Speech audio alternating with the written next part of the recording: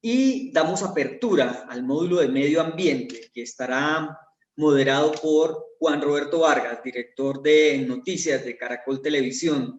Sin más preámbulos, le doy la palabra a Juan Roberto, nuevamente agradeciendo su participación para que usted pues le dé la introducción al panel y a los invitados de este módulo. Muchas gracias.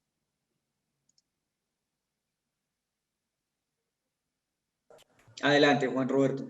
Ya, qué pena con usted, qué pena, Juan Carlos, estaba aprendiendo. Muchas gracias, Juan, a usted y a todos los organizadores de este evento, a la Andy, muchísimas gracias por la deferencia de esta invitación.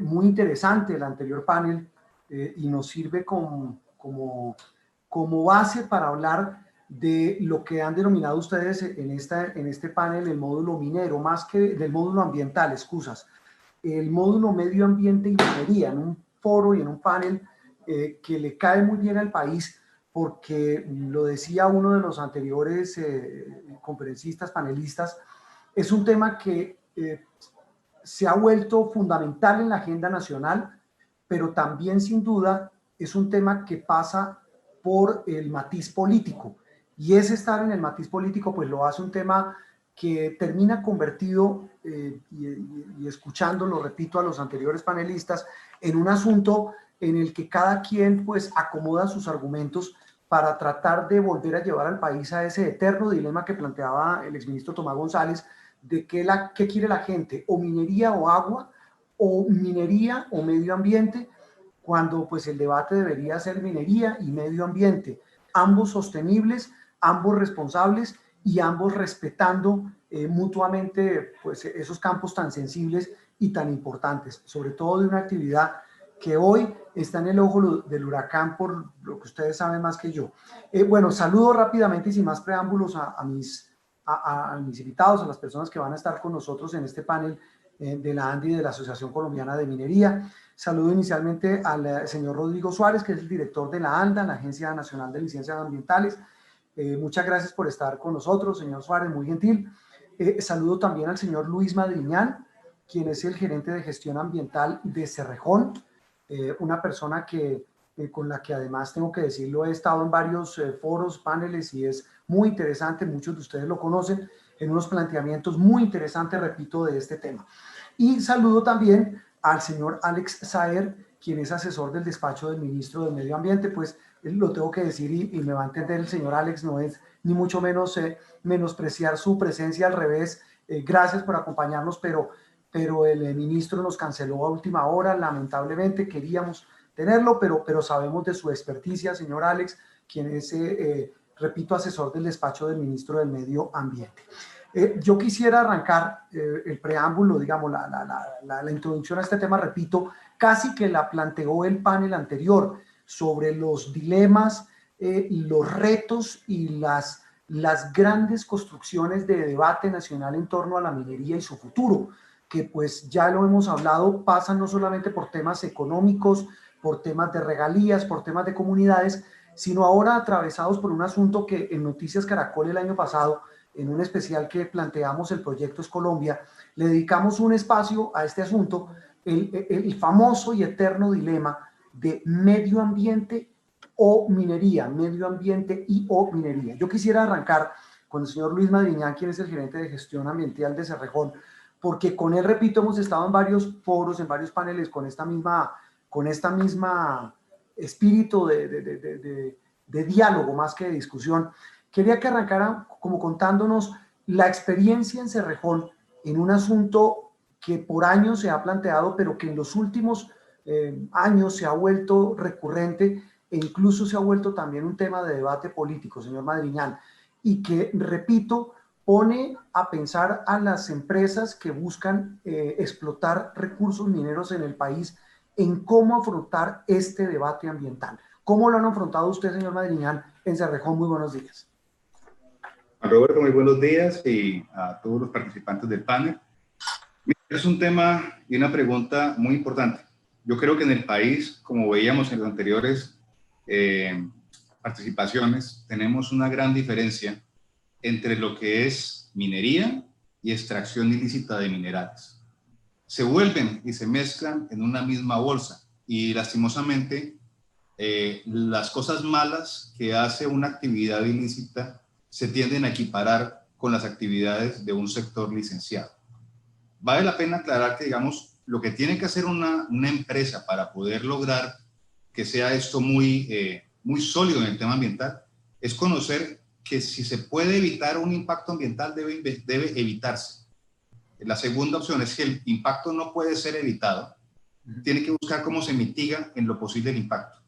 Y lo tercero es, después de las dos, que tienen que ocurrir sí o sí, entra la parte de compensaciones ambientales. Esta es la jerarquía de mitigación.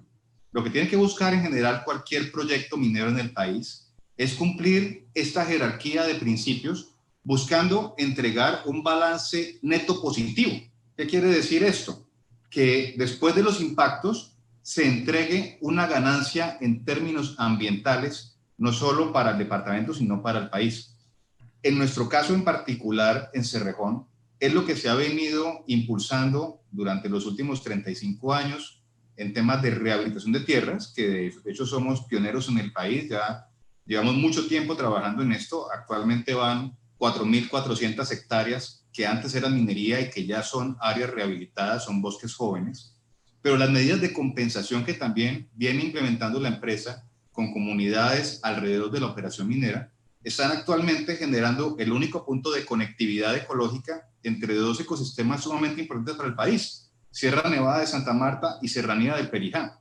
Entonces, una de las principales oportunidades que tienen las empresas es buscar cómo a través de los mecanismos de compensación y las inversiones que tienen que hacer pueden fortalecer la estructura ecológica principal de la nación, apoyar al gobierno en las metas de conservación y en los programas de especies amenazadas. Y para eso, como digo, un sector regulado como la minería es una gran oportunidad para el país porque aparte de los impuestos, las regalías que le ofrece, digamos, a la nación, da la oportunidad de hacer una transformación efectiva de los territorios para que sean ambientalmente sostenibles aún después de que la mina deje de existir. Ya si quieren un rato, me parece interesante ese planteamiento, señor Madriñán, de cómo se vuelve el tema ambiental clave en esa agenda de las empresas dedicadas a la explotación de los recursos mineros. Pero quisiera para seguir con ese mismo planteamiento al señor Suárez, el director de la ANLA, basado en esos conceptos que nos cuenta el señor Madriñán, digamos que es la experiencia del sector privado de una empresa que lleva muchos años y con tanta experticia en manejar estos asuntos y en manejar ese dilema. En la ANLA, ¿qué argumentos o qué elementos se tienen en cuenta? Yo no quiero que me dé el pliego, me da pena decirle de requisitos, pero sí como intentar entender más allá de lo puramente formal, la ANLA, ¿qué elementos tiene en cuenta para otorgar esas licencias ambientales? Y se lo pregunto porque siempre ha habido dilemas, polémicas en torno a muchas veces al otorgamiento de esas licencias y los ojos de las dos partes en discusión, los que están a favor de la minería y los que están a favor del medio ambiente, digo a favor los dos, entre comillas, esas dos partes, terminan volteando a mirar a la ANLA, señor Suárez. Bueno, Juan Roberto, muy buenos días y buenos días a Alex y a Luis y a todos los que nos acompañan. Y gracias por la pregunta, gracias por la invitación. Y aquí lo primero que quisiera mencionar, la Autoridad Nacional hace parte del Ministerio de Ambiente y Desarrollo Sostenible. Es decir, lo que esperan en muchas oportunidades es que la ANLA tome una decisión hacia un lado o hacia el otro. Y como que se les olvida que nosotros tenemos que buscar tomar una decisión ecuánime, técnica, en el marco del desarrollo sostenible. El desarrollo sostenible es lo que estamos hablando. Entonces, creo que ahí es importante, digamos, esa lógica que se entienda. Es decir, sabemos nosotros al interior de la entidad que las decisiones nunca nadie va a estar contento con una decisión que tomamos. Porque si la otorgamos, pues estamos regalando el país. Si no la otorgamos, pues no estamos permitiendo el desarrollo del país.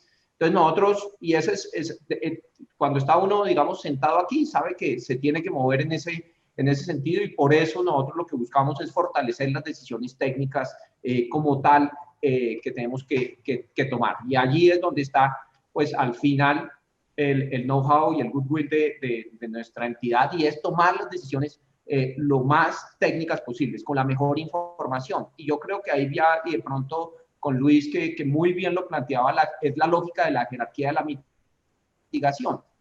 Sí que le incluiría un paso adicional, Juan Roberto, a su pregunta, y es la planeación. ¿Qué es lo que pasa?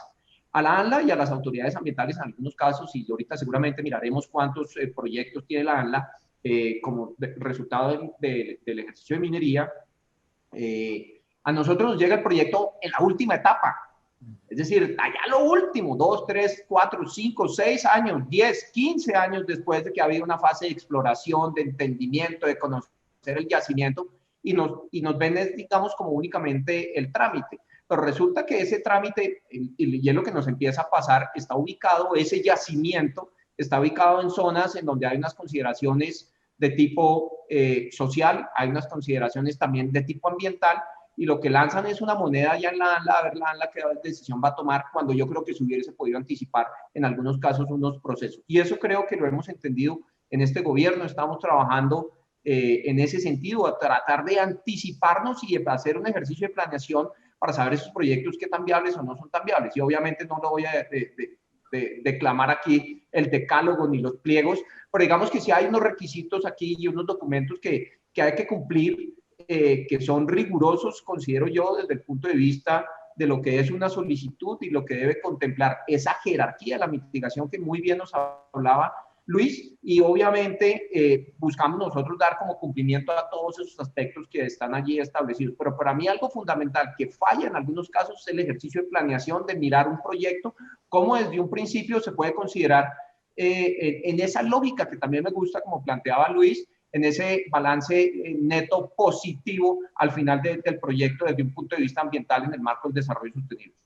Sí, gracias, señor Suárez. Y siguiendo en esa misma línea, señor Saer, esa agenda que tiene prevista el nuevo ministro y que viene pues del anterior titular de esa cartera, ¿cómo está planteada?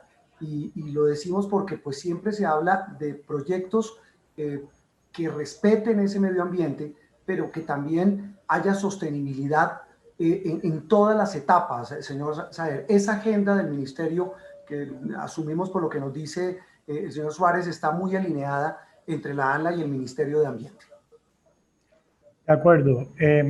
Aquí veo un trabajo bien interesante junto con el Ministerio también de Minas y Energía frente al tema minero. Y uno de los grandes desafíos del tema minero, pues lo mencionó al principio el señor Madriñán, hablando sobre la extracción ilícita de minerales, que uno de los problemas más grandes que tiene el país, y que, pues, como él lo menciona, no se confunde minería con extracción ilícita de minerales. Un datico bien importante. Nosotros trabajamos en el cumplimiento de una sentencia, la T445, que es el impacto de la minería en los ecosistemas del país. Y se desarrolló un estudio a través de un panel de expertos bajo la metodología IPBES, donde se identificaban los principales impactos en general de la minería del país. Y hay un datico que sale de ese estudio, es que dice que observaciones recientes con sensores remotos identifican que las actividades de explotación de oro aluvial que cumplen con todos los requisitos de ley solo alcanzan el 2% de toda la actividad.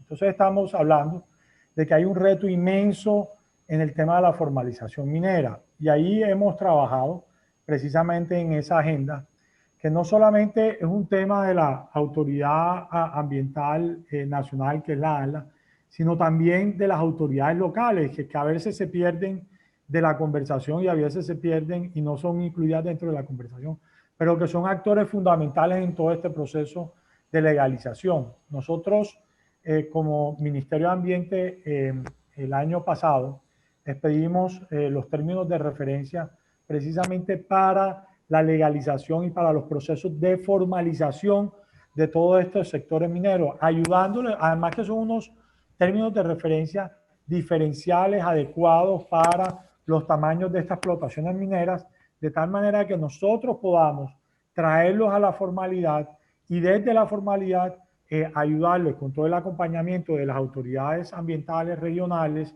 de las CAR, en toda la estructuración de todos sus planes o estudios de impacto ambiental y en el desarrollo de su actividad que sea, pues, de alguna manera respete las condiciones ambientales y que tengan unos lineamientos básicos de morfología, de construcción, de mantenimiento que respeten los temas ambientales. También estamos trabajando, eso sí no los hemos expedido, es unos términos de referencia también diferenciales para la operación de plantas de procesamiento móviles para la obtención de oro libre de mercurio. Y es que uno de los impactos importantes de la minería de oro es la utilización de mercurio, que al final termina en los ríos y termina siendo acumulado en los sedimentos y termina siendo un problema bien importante. Entonces, estamos dando bastante soporte, tenemos unos programas de cooperación internacional a través del Fondo IEF, de fortalecer los procesos de tal forma de que el proceso minero, en este caso específicamente de oro, no utilice mercurio, transformando los procesos productivos, nuevas tecnologías, de tal forma de que no se generen estos impactos. Mire, aquí veo muchas preguntas en el chat que ya más adelante tratamos de que algunas de ellas las incorporemos porque son bien importantes. Y vamos a hablar del uso de estos materiales. Nos dicen, mire, la minería formal no usa mercurio. Nos están diciendo acá algunas personas que hay que tener, digamos, un poco en cuenta que eso lo decía el señor Madrillán, y quiero volver con él, señor Madrillán, el tema de la minería formal, una minería como la que ustedes representan de tantos años, que lo han hecho en una comunidad y que se ha vuelto un referente para muchos en Colombia. Usted hablaba de esa agenda ambiental de Cerrejón. Si hoy la puede definir, ¿cómo está trazada en esas comunidades en donde opera Cerrejón? ¿Cómo ha sido esa experiencia durante estos años? Mira, es una pregunta importante. Te diría que todo proceso, digamos, una mina tan larga como Cerrejón tiene una historia grande de ocupación del territorio. Cuando Cerrejón llegó a la operación, en toda La Guajira había 220.000 personas. Hoy en día somos poco más de 1.085.000. Entonces, obviamente, ha habido beneficios económicos que han llegado alrededor nuestro. También hay diferentes retos. Hoy en día nuestra visión principalmente se está enfocando en generar con la minería este corredor ambiental, un corredor de conectividad, mostrando que los dos son compatibles. Muy curiosamente, tenemos los niveles de biodiversidad más altos en el Valle del Río Ranchería dentro de la operación minera. Eso podría ser una situación que no esperaría el común denominador de las personas. De hecho, y eso es uno de los puntos más grandes que yo he querido decir, el hecho de tener dos especies críticamente amenazadas que no estaban cuando la mina inició, es el Ateles híbridos, que es un mono araña, y el jaguar, que volvió al área de Cerrejón en 2015, se da porque ha habido un proceso de restauración ecosistémica de largo aliento que comienza a dar frutos. Con esto, las personas no pueden esperar que los procesos ecológicos ocurran en un día, en un año o en 5 años. Los procesos de una mina, también como la mina está en un largo periodo de tiempo en un lugar, permite hacer estas inversiones de largo aliento que repercuten en un beneficio del ecosistema. Entonces, la visión que se tiene hoy en día claramente identificada son 3 corredores de conectividad que atraviesan la mina. Las acciones de rehabilitación de tierras están encausadas en fortalecer este corredor. Y cuando digo en cuanto a comunidades, también tenemos que preguntarnos qué necesita la nación. Porque ustedes viajan hoy en día aquí en el departamento y se van a encontrar pues que hay degradación de suelos por otras actividades humanas distintas a la ganadería en muchos lugares. Ustedes encuentran en algunos lugares cultivos bien manejados y mal manejados, ganadería bien manejada y mal manejada. Entonces, estos puntos que ustedes encuentran, no es que haya una actividad buena o una actividad mala. Cualquier actividad humana, si se desarrolla de la manera incorrecta, va a generar afectaciones graves al ambiente. Eso también lo veíamos en la sentencia T445 de minería de ecosistemas. De hecho, la minería en el país tiene menos del 1.2% de la afectación total del territorio. Todos los otros problemas ambientales están relacionados con otras actividades humanas que no son relacionadas a la minería. El uso del agua en la minería es menor al 0.8% del uso nacional, de todas las actividades mineras y de hidrocarburos combinadas. Entonces, si ustedes combinan, digamos, estas diferentes visiones, la visión que busca dejar, por lo menos Cerrejón en asocio con Corpo Guajira, con la ANLA, con el Ministerio de Medio Ambiente, es esta estructura ecológica principal de la nación funcional, una conexión que no existía cuando llegó Cerrejón al territorio entre Sierra Nevada de Santa Marta y Serranía del Perijá, y que este lugar ya corresponderá al Estado en unos años cuando se den los procesos de cierre finales, que básicamente esto va a ser, cuál va a ser el manejo de esos territorios a los que el país le invierte tantos recursos para llegar a generar estas condiciones, porque esta no es solo una inversión de la empresa, esta es una inversión del país para generar estas condiciones ecosistémicas que hoy vemos. Estas buenas prácticas, señor Suárez, ¿qué tanto pesan a la hora de ese otorgamiento de esas licencias? Y se lo pregunto porque usted nos decía hace un rato, mire, muchas veces nos enfrentamos a dilemas de que los proyectos o vienen planteados, claro, uno no puede comparar un tema como Cerrejón, que repito, lleva tantos años y tiene para mostrar tantas cosas en este aspecto de sostenibilidad ambiental, pero un proyecto en general, señor Suárez, que pase por el sedazo ineludible de la ANLA, como parte de esas regulaciones ambientales, ¿qué tanto debe tener en cuenta a la hora de lograr ese tipo de licencias? Juan Roberto, eso es fundamental. O sea, y aquí me vuelvo a la primera pregunta de lo que planteaba un poquito Luis. Es decir, que él hablaba de esa jerarquía de la mitigación, esa prevención, esa mitigación y esa compensación. Y eso es lo que nosotros revisamos al interior de la evaluación de los estudios, que eso se esté contemplando. Es decir, que se identificó, digamos, dónde se va a desarrollar el proyecto, cuál es su área de influencia, la caractericen de una manera adecuada, que identifiquen, digamos, cuáles son esos temas ambientales relevantes, esa zonificación ambiental que hay allí, cómo se van a manifestar esos impactos dentro de esa área como tal, y cómo es que que propone gestionarlos, ¿sí? Cómo propone manejarlos. Y eso es, digamos, el resultado de la evaluación. Y en algunos casos lo que uno identifica es que esa propuesta resulta que no da para eso, es decir, no lo previno, no lo mitigó y tampoco lo propone compensar. Por consiguiente, se generaría un daño ambiental. Y es allí cuando la autoridad toma la decisión de no viabilizar un proyecto. Entonces, definitivamente es fundamental ese ejercicio para efectos de la toma de las decisiones cuando viene un proyecto nuevo. Y aprovechando que estamos, digamos, en el tema del Cerrejón, y es una tarea que tiene la autoridad también, y es un proyecto existente, la autoridad revisa y dice, oiga, este impacto que usted contempló, propuso una medida, pero esa medida no es ajustada a lo que le está pasando en el territorio. Y es allí cuando la autoridad también toma decisiones en donde le pide que ajuste el camino, digamos, como que enderece el camino y logre, digamos, llamemos nuevamente ese balance positivo en términos de la sostenibilidad como tal. Entonces, esa es la función también que tiene la autoridad de control y seguimiento al efecto de hacer esa revisión y considerar aspectos sobre los cuales tiene que mejorar. Y muchos de los resultados que habla Luis es como también resultado de las exigencias de la autoridad en el sentido de ajustar las fichas de manejo y las propuestas que inicialmente fueron hechas como tal. Sí, es que estoy viendo aquí varias inquietudes que ya voy a plantear de las personas que están participando en el foro sobre precisamente este asunto, el señor Suárez, de delimitaciones, por ejemplo, que es un asunto sensible a morir, de los páramos, el tema del páramo de Santurbán.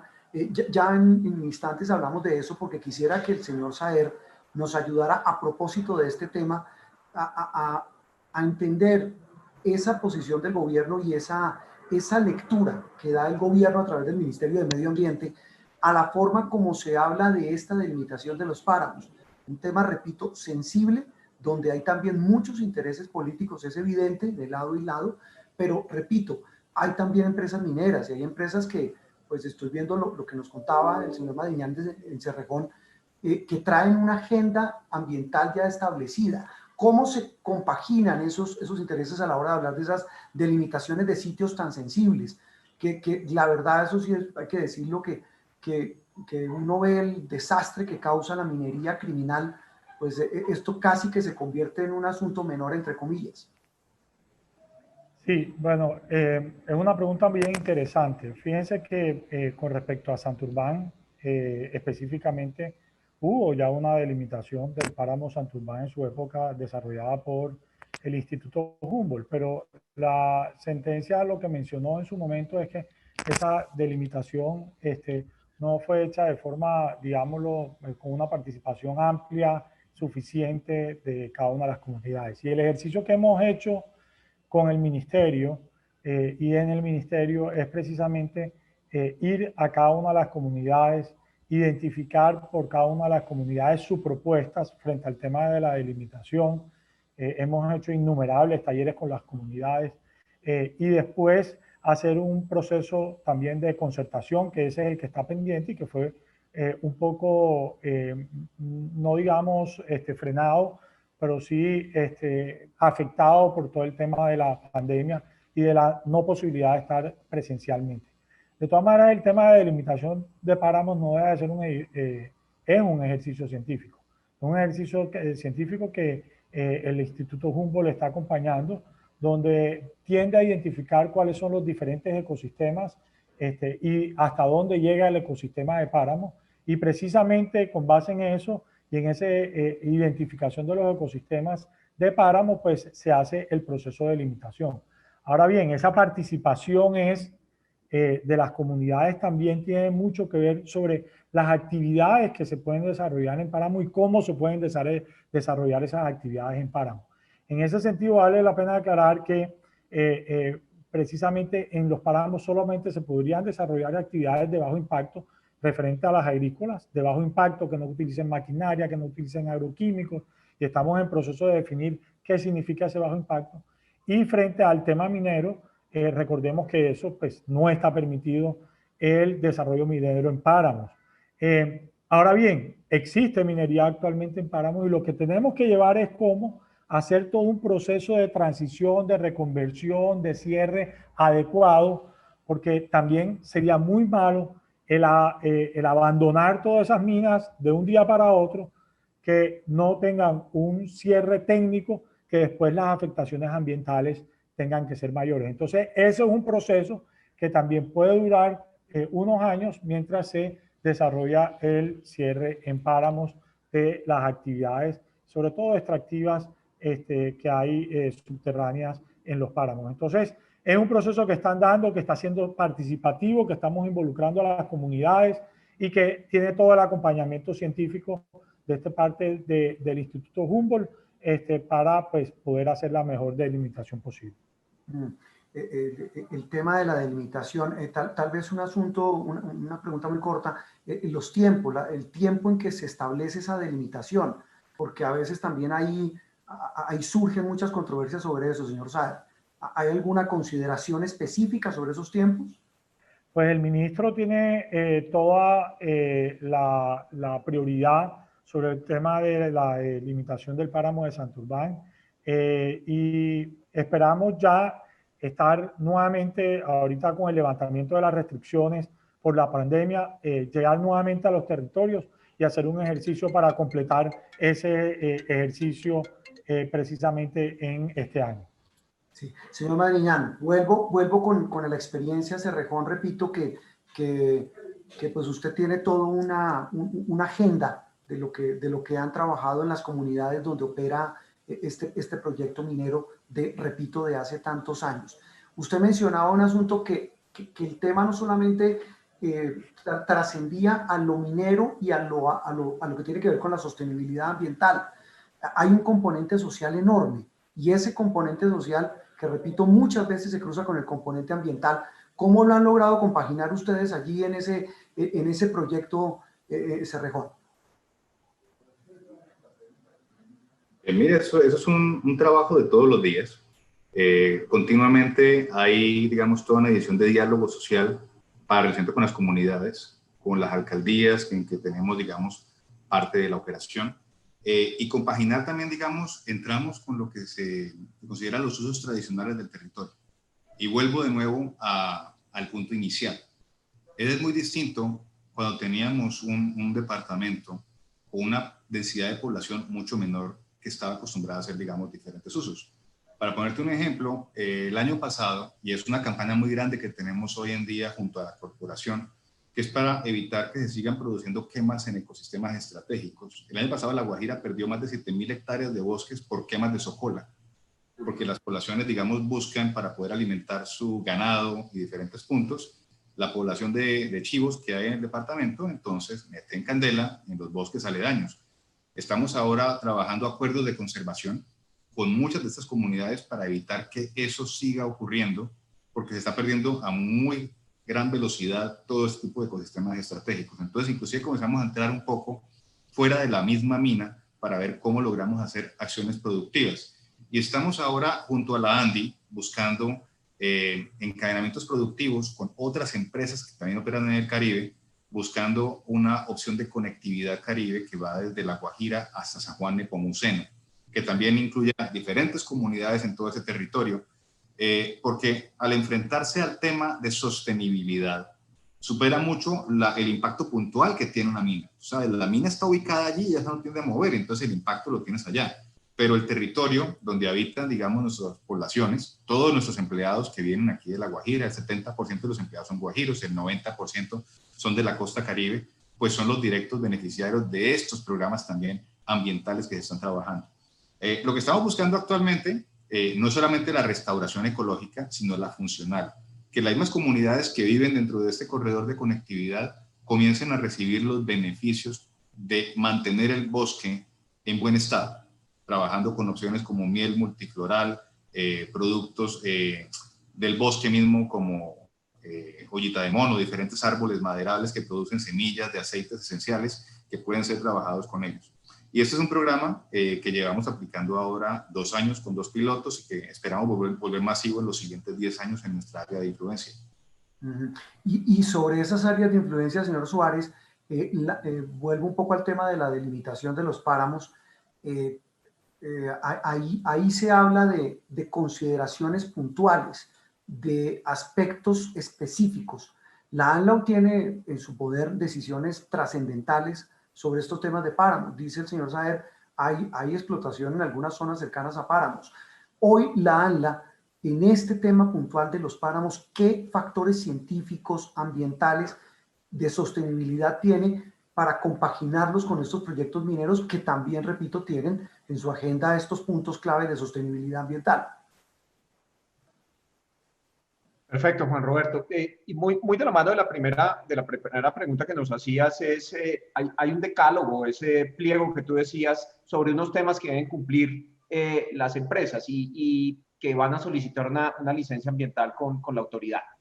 Sin embargo, lo que nosotros hemos buscado es tratar de ampliar el conocimiento en el sentido de capturar información que nos permita bajar la escala. Digamos, Alex hablaba ahorita con claridad, digamos, de lo que está pasando en páramos y de las delimitaciones. Allá hay unos estudios que tienen componentes desde el punto de vista de lo físico, de lo biótico y de lo socioeconómico. Y eso es definitivamente la base para la toma de la decisión de la autoridad. Y aquí creo que es bien relevante mencionar que la minería que se ha venido haciendo en el país y sobre la cual nosotros tenemos, digamos, el ejercicio de autoridad, en su mayoría ha venido siendo de cielo abierto, que tiene una consideración muy diferente a la minería que pueda ser subterránea.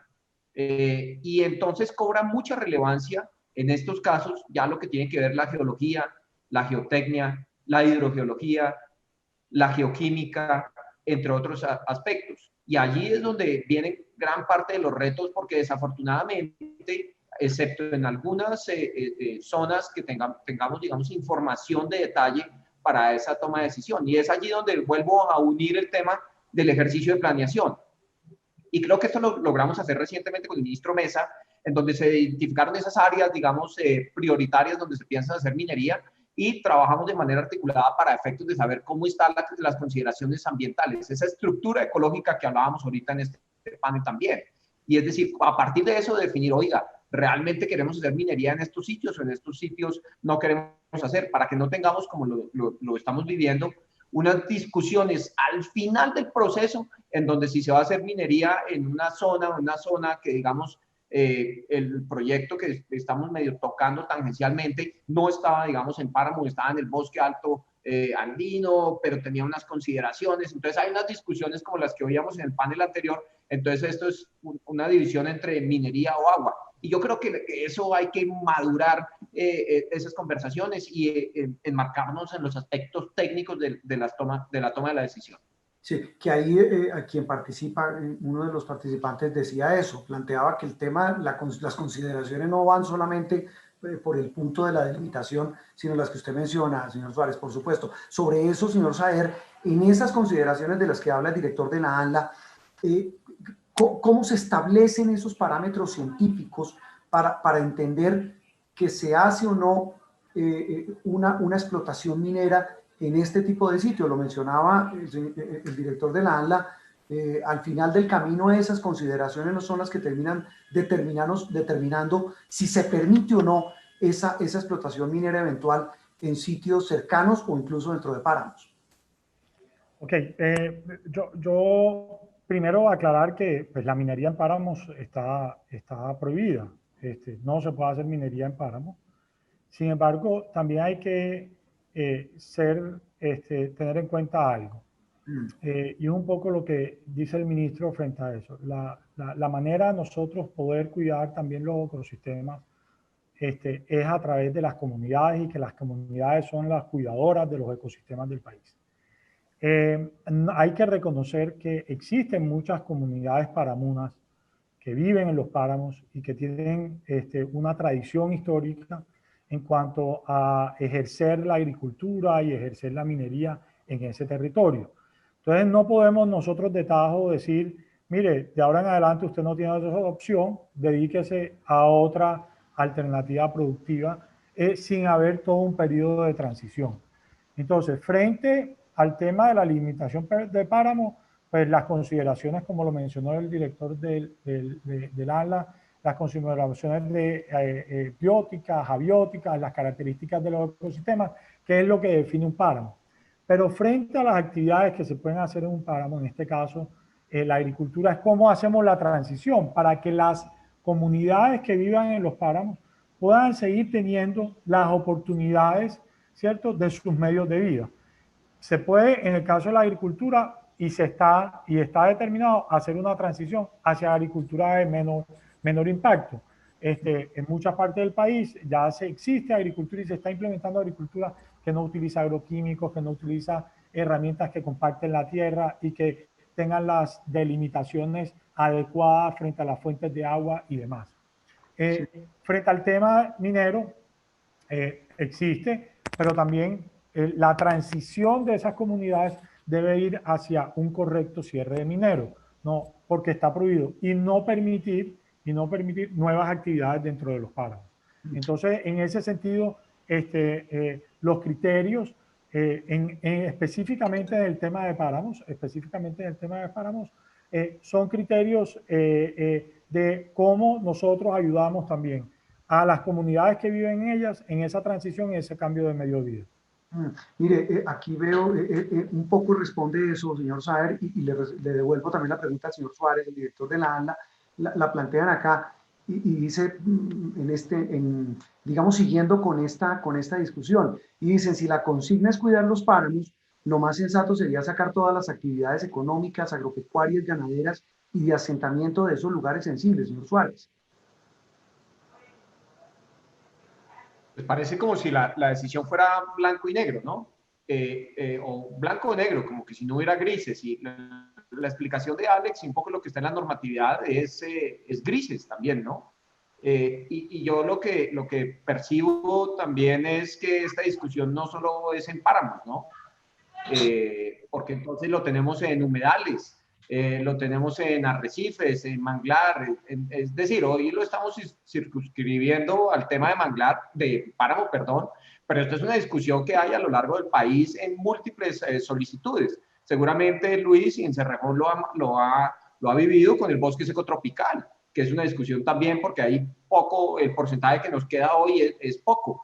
Entonces yo no creo que el tema sea de blanco y negro como tal, porque al final hay actividades ancestrales urbanas en zona de páramo. Hoy existen. Entonces uno que dice, vamos a sacar el municipio, ese municipio ya no puede ser, las personas que viven del comercio entonces están haciendo una actividad ilegal porque están en páramo.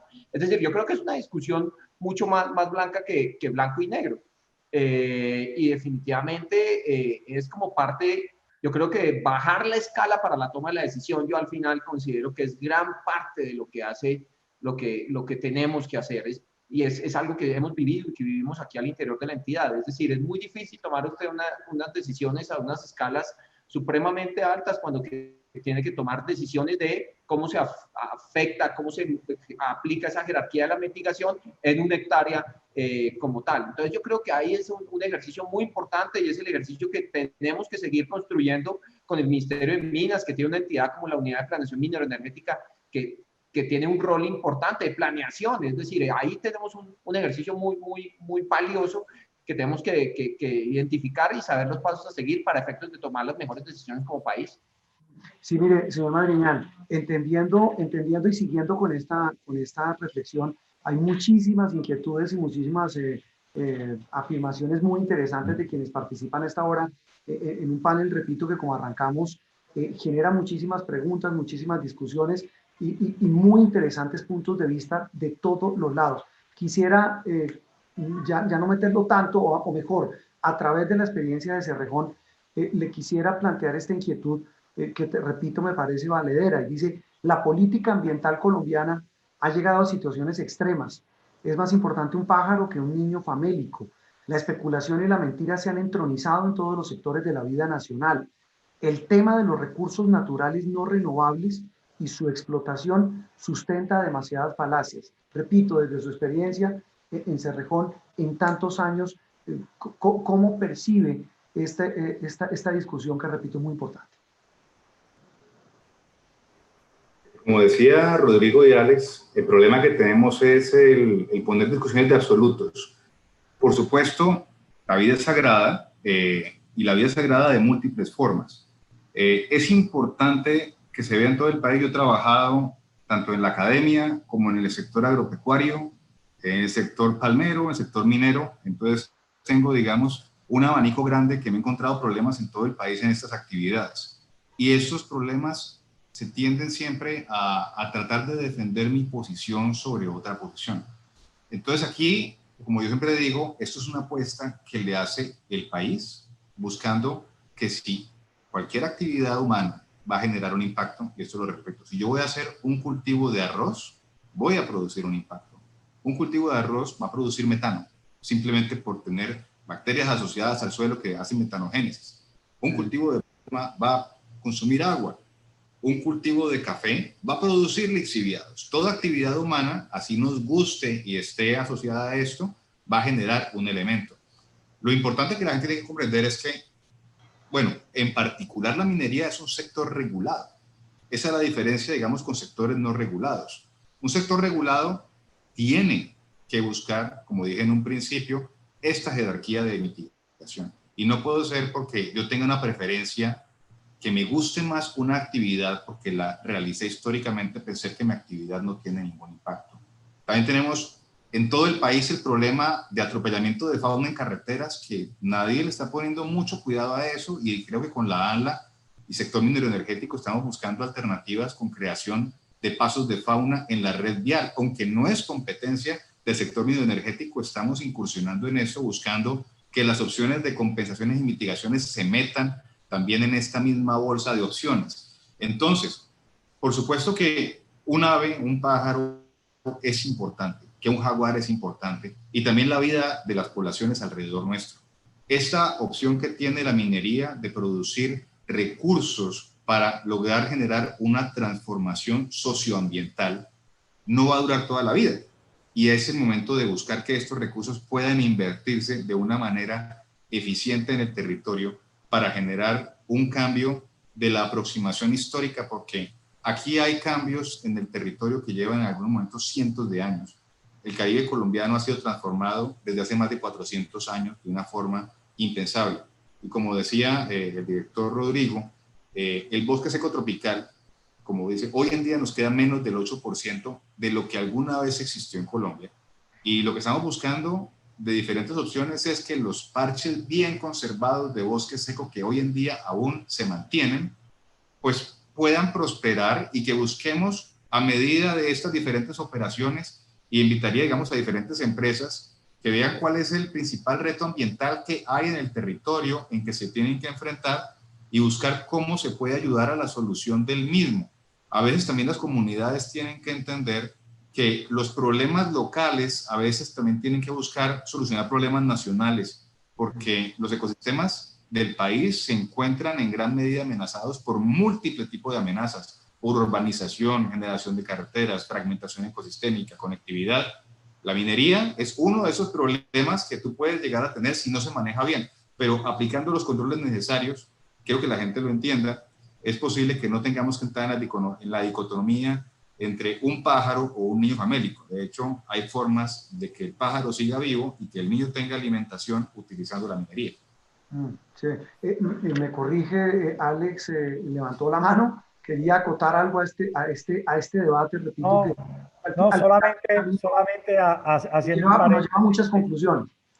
Solamente haciéndole un paréntesis a Luis, que el Ministerio de Ambiente y el Ministerio de Transporte con WWF sacamos los lineamientos para infraestructura verde vial y los lanzamos hace un mes aproximadamente, un poco menos, y va un poco alineado con ese tema de cómo hacer infraestructura de transporte que ayude a mitigar y a prevenir los impactos en los ecosistemas, incluyendo el tema de atropellamiento de fauna. Simplemente quería hacer esa cuña, gracias. Vale.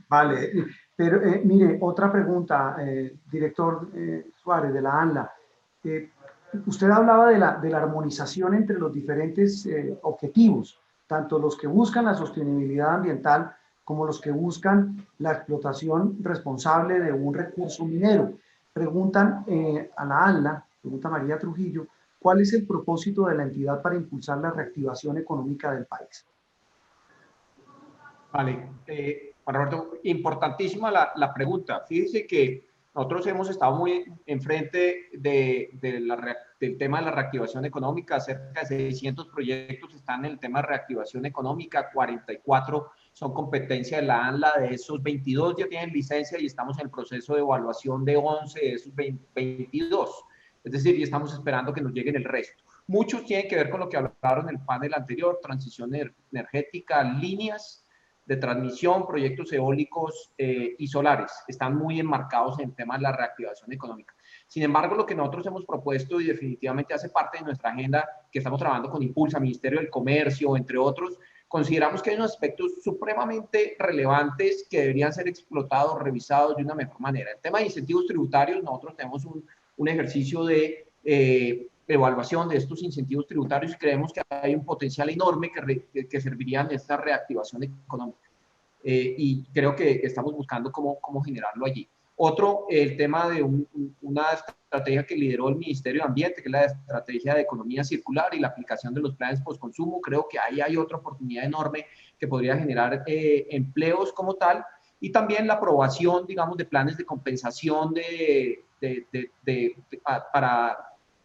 para lo que hablaba Luis, de compensar esas pérdidas de biodiversidad a través de la imposición de unos planes de compensación. Allí hemos aprobado cerca de $500 millones de pesos. Es una cifra histórica, digamos, para la entidad, para el país, y eso podría llegar a generar, según cálculos que hemos hecho a través de jornales por hectárea, de cerca de 100.000 empleos.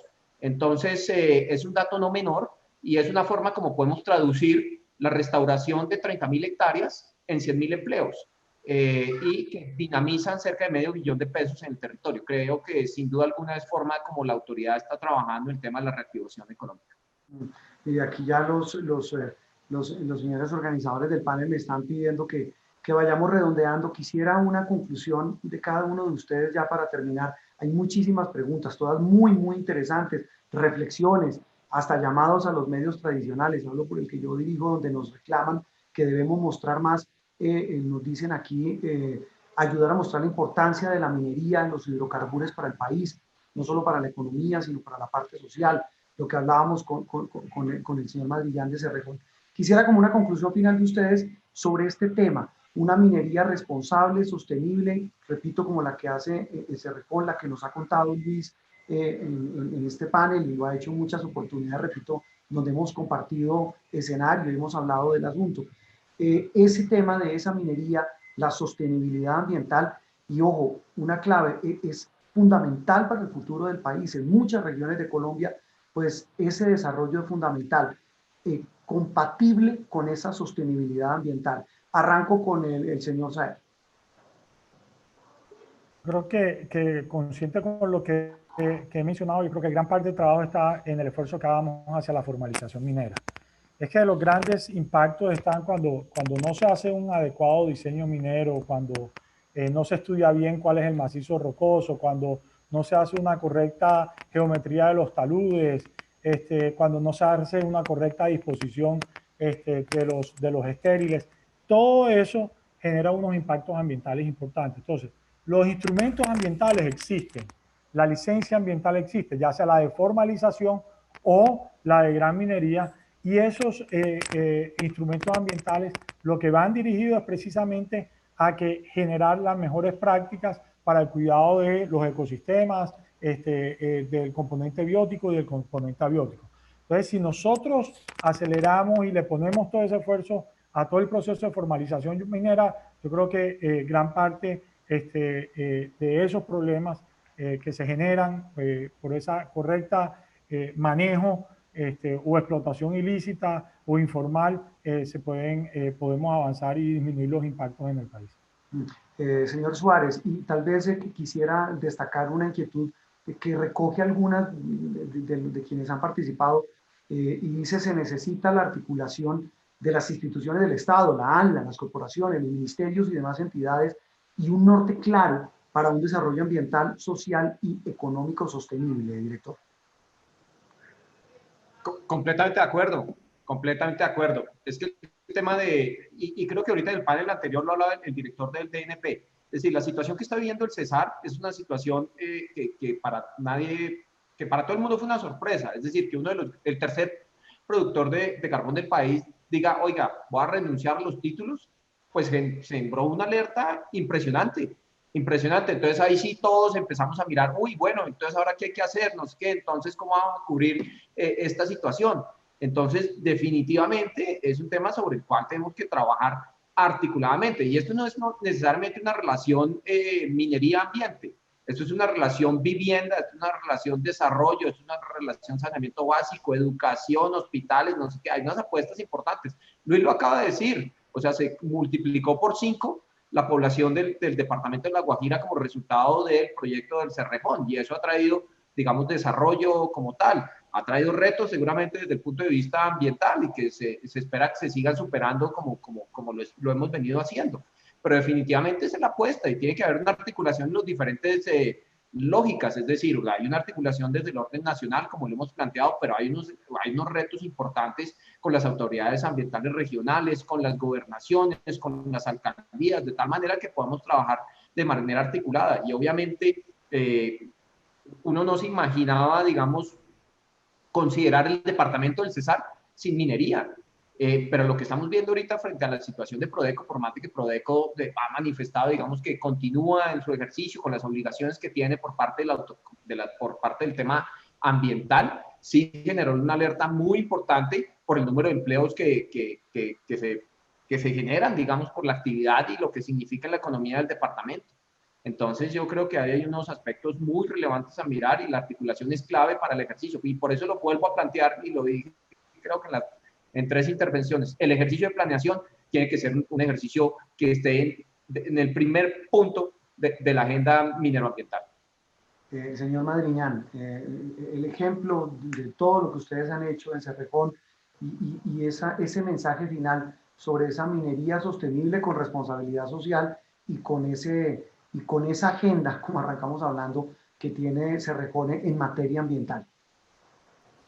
Pues la invitación realmente a los participantes, a quienes vean este video y a la sociedad en general, es que nosotros como empresa estamos cambiando para ser de puertas abiertas.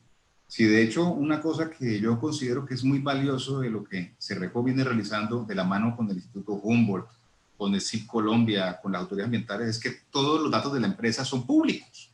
Ustedes pueden llegar hoy en día y ver cuál es la biodiversidad de Cerrejón desde sus celulares. Tenemos una aplicación que está en el iNaturalist, está ahí, ustedes la encuentran, la pueden bajar, y están todos los datos de biodiversidad de la empresa para que cualquier investigador del país pueda verlos.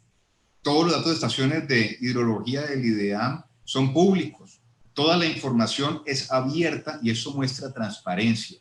Entonces, también la invitación para las empresas y el país, como decía el doctor Saer y el doctor Rodrigo, es que la formalización no es solamente formalizar el título, es formalizar esta jerarquía de mitigación. Hay algunas actividades mineras que quizás por el tamaño pequeño que puedan llegar a tener, puede que no sean sostenibles porque las medidas de compensación pueden ser superiores al costo mismo del material y tendrían que buscar asociaciones o buscar cómo poder trabajarlas para que sean viables. Hay algunos proyectos que puede que no sean viables económicamente porque las medidas ambientales son superiores al costo que pueden sacar de regreso. Pero el mensaje para el país es que esto es posible llevarlo a cabo de una manera responsable, que la minería como un sector regulado puede aportar definitivamente al desarrollo del país y que lo principal es no caer en la desinformación, que la información está ahí, es abierta y es compartida e invita a todas las empresas a que hagan lo mismo, que compartan sus datos para que como gremio podamos estar unidos mostrando al país que aparte de aportar estos grandes incentivos hacia la investigación, también podemos ayudar al país en generación del conocimiento y conservación de la biodiversidad. Que tal vez era la conclusión, repito, como arrancamos, señor Madriñani y demás participantes y quienes lo están observando, en el especial en Proyectos Colombia hablábamos de eso, de esa agenda ambiental y minera que no son para nada incompatibles. En ningún momento, pues yo creo que la idea es que todos podamos aportar, repito, a buscar salidas y soluciones trascendentales para el futuro del país. Pues a ustedes muchas gracias, muy amables, a los panelistas y también a todas las personas que nos observaron y a los organizadores de este panel, muy gentiles y pues continúen con el evento que han organizado la Asociación Colombiana de Minería y la ANDI. Muchas gracias. A todos, gracias. Muchas gracias. Muchas gracias. Juan, muchísimas gracias. Por el contrario, pues un agradecimiento grande a usted por su participación, por su moderación y desde luego pues a todos los participantes que nos presentaron sus distintos puntos de vista alrededor de este módulo de medio ambiente.